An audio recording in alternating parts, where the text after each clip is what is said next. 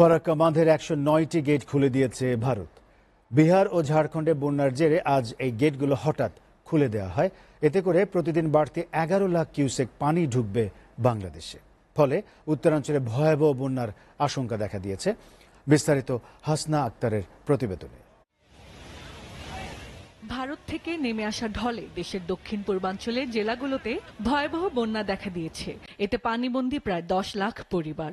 এরই মধ্যে খুলে দেয়া হলো ভারতের ফারাক্কা বাঁধের ১০৯টি গেট। বিহার ও ঝাড়খণ্ডে বন্যার জেরে সোমবার এই গেটগুলো খুলে দেওয়ার কথা জানায় দিল্লি।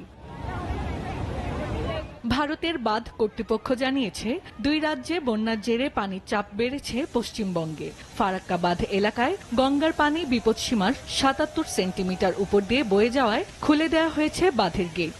এতে একদিনে ১১ লাখ কিউসেক পানি ঢুকবে বাংলাদেশে। ভারতের বিভিন্ন গণমাধ্যমের দাবি, প্রবল বৃষ্টির কারণে বিহার ও ঝাড়খণ্ডের বানের প্রবাহে চাপ বেড়েছে Farakka ব্যারেজে।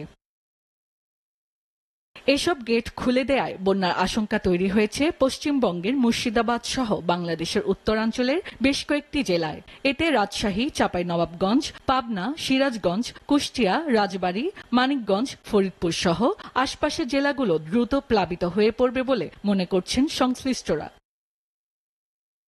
Hasna Akter, SA TV news desk.